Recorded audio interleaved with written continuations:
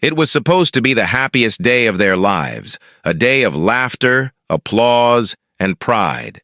Graduation day. The sun shone gently over Westbrook University, painting the courtyard in gold. Parents held flowers, students posed for selfies, and everyone was talking about the future. Everyone, except the old man sweeping near the edge of the crowd. His name was Samuel Ortiz.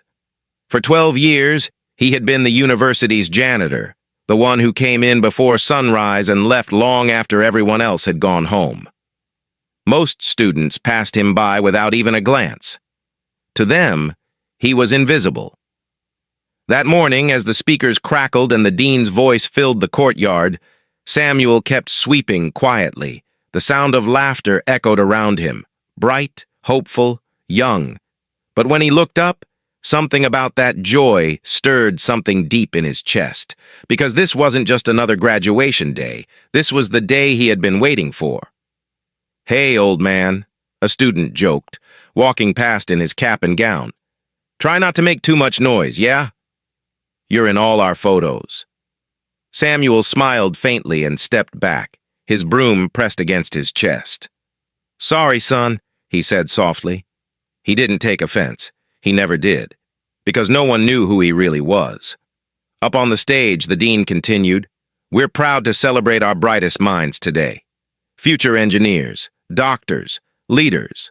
Applause filled the air, and Samuel looked at the faces in the crowd. Some he recognized. Students who had studied late into the night, stressed over exams, cried in the hallways. He had seen it all.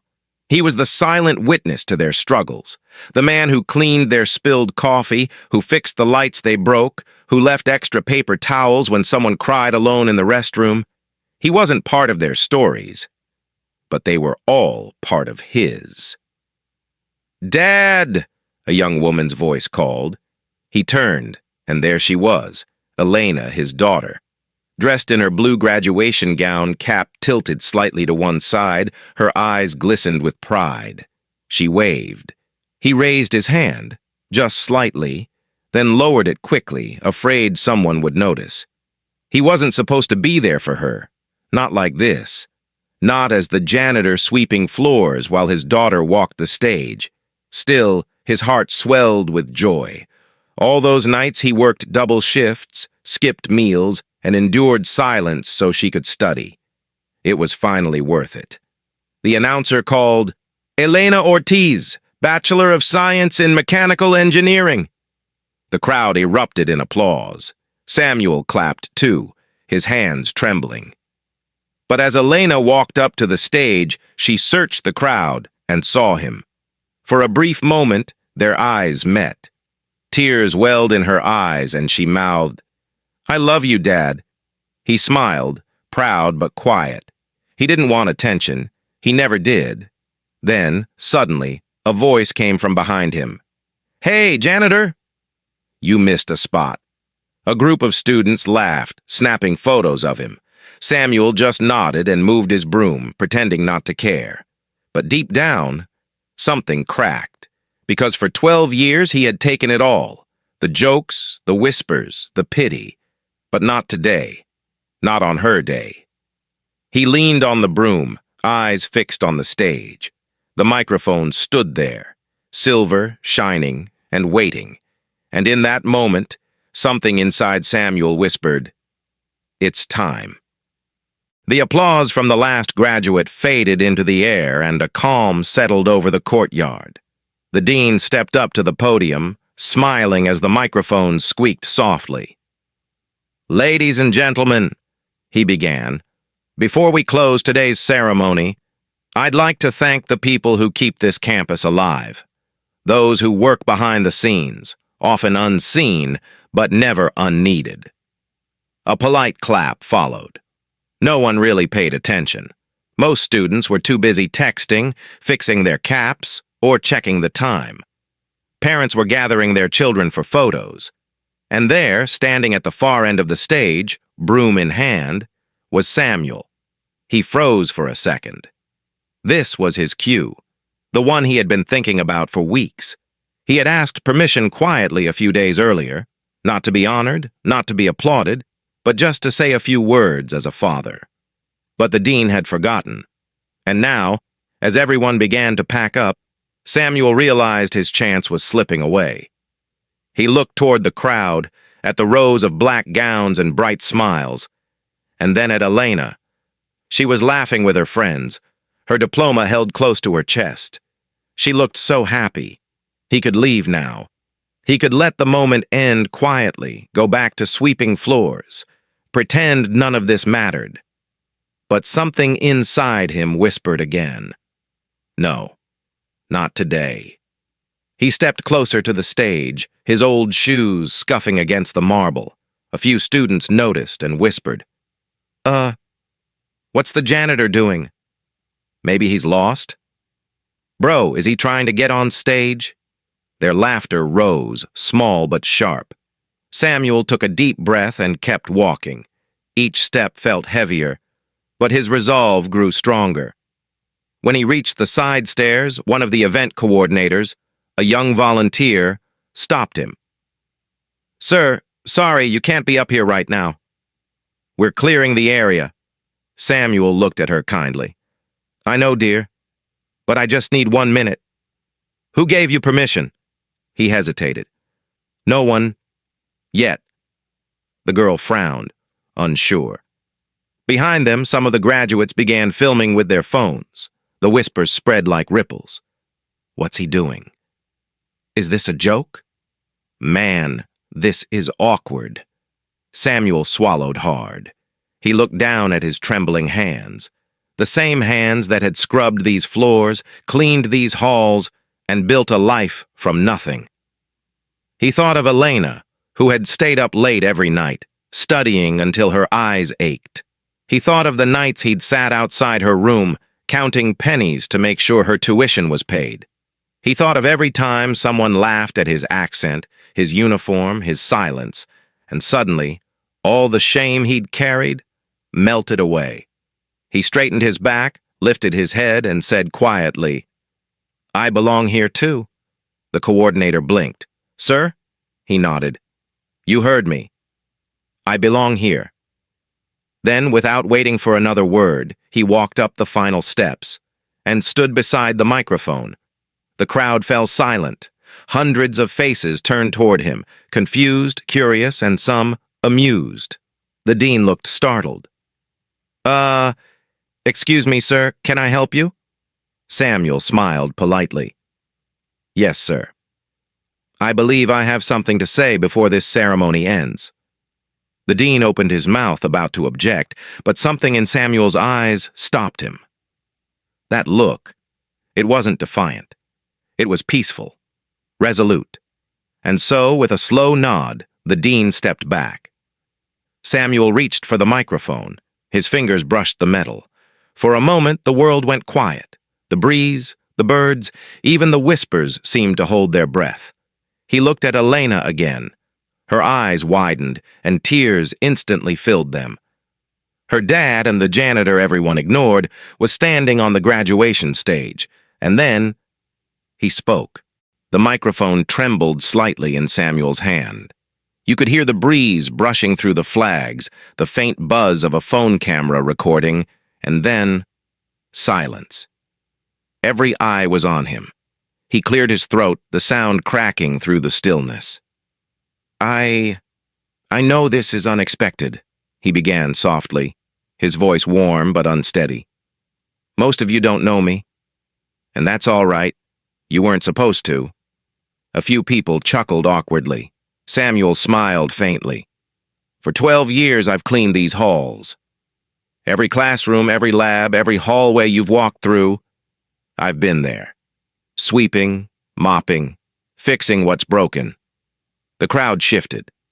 Students exchanged glances. I've heard your laughter echo late at night, he continued, and your tears too. I've seen you grow up here, come in as kids, leave as men and women ready to face the world, and I'm proud of every single one of you. His words hung in the air, raw and honest. But, he paused. Sometimes I also heard things that hurt. A hush fell over the crowd. I've heard people laugh when I pass by. Heard them whisper that I was just a janitor, that I didn't belong here. He swallowed hard, his gaze lowering for a moment. Maybe you were right, he said quietly. I didn't belong here. Not in your classrooms, not in your meetings, not in your plans. Then he lifted his head, and his eyes gleamed with quiet fire. But someone had to make sure this place was clean enough for your dreams to grow. A wave of murmurs rolled through the audience. I came to this country with nothing, Samuel said. No money, no degree, just hope. And that hope took shape in one little girl, my daughter, Elena. He turned and the camera caught it. Elena standing near the front row, hand over her mouth, tears streaming down her cheeks. I cleaned these halls, he said, voice breaking now, so she could walk them with pride. The dean blinked, visibly moved. Students lowered their phones. Every night I'd finish my shift and watch her study under the light in our small apartment. Sometimes I'd fall asleep still wearing this uniform, but every time I saw her grades improve, I told myself, it's worth it. He took a deep breath. And today, she's graduating. Gasps spread across the crowd. People turned to look at Elena, realizing the janitor they'd mocked was her father. Elena was crying openly now. She stepped forward, whispering, Dad. Samuel smiled through his tears. I didn't plan to speak today, he said softly. But when I heard laughter behind me, the same kind I've heard for years, I realized something. He leaned slightly toward the microphone. Respect doesn't come from what's on your uniform, but what's inside your heart. The crowd fell completely silent, not a breath, not a whisper. Samuel's voice steadied. To every young person here, I want you to remember something. The people you overlook today might be the ones who make your future possible. So be kind, always, because one day you'll wish you had been. There was a lump in every throat. Even the ones who laughed now had their eyes down, ashamed. Samuel took one last look at the crowd, his voice soft and full of love. And to my daughter, I am so proud of you. You've achieved what I only dreamed of. You are my greatest degree. He stepped back, slowly setting the microphone down. The courtyard was silent for 2 seconds, and then the sound of clapping started. Soft at first, then louder, then thunderous. Everyone rose to their feet. Students, parents, even the barista who'd once joked about him being in their photos. It wasn't just applause, it was respect. And for the first time in his life, Samuel let himself feel it. He smiled through tears as Elena ran up to the stage and threw her arms around him. The sound started like a whisper, one pair of hands clapping, then 2, then 20. And within seconds, the courtyard erupted. Hundreds of graduates stood, caps in the air, clapping through tears. The dean stepped forward, wiping his glasses. Professors stood up. Even the security guards at the gate were applauding. Samuel blinked, stunned. He wasn't used to people looking at him, let alone standing for him. Elena still clung to him, crying softly. Dad, she whispered, you did it. He smiled and rested his weathered hand on her shoulder. No, you did it, mija. You're the reason I ever picked up that broom. She laughed through tears. You just made half the school cry. Samuel chuckled. Well, maybe it was time they saw what a janitor can say. The dean stepped closer and spoke into the microphone, his voice thick with emotion. Mr. Ortiz, he said, on behalf of Westbrook University, thank you for your service, your humility, and for reminding us all what this day truly means. He turned to the audience. Ladies and gentlemen, this man has kept our university shining for over a decade. Today we honor him, not as a janitor, but as a father, a teacher, and a part of our family. The applause swelled again, louder, longer, more heartfelt. A group of students began chanting, Samuel! Samuel. Others took off their graduation caps and placed them over their hearts. Someone shouted from the back, "You're the real inspiration, sir!" Samuel looked out at the sea of faces, the same ones that used to glance past him without a word. Now they were crying, clapping, seeing him. He took a shaky breath. "Thank you," he said, voice trembling. "But please, don't clap for me." Clap for the idea that no one is too small to matter. The crowd fell quiet again, hanging on his every word. "I've spent years cleaning after big celebrations like this," he continued, "and every time I saw the same thing, joy, pride, dreams. But after the lights go off, what's left is a mess. Life's like that too. We all make messes. We all need someone to help us clean up." He smiled softly. "So, if you ever feel like someone beneath you, remember, it takes a lot of strength to carry someone else's dream." That line broke everyone. Even the stoic professors wiped tears from their cheeks. Elena turned to the dean. "Sir, may I?" He nodded, and she took the microphone.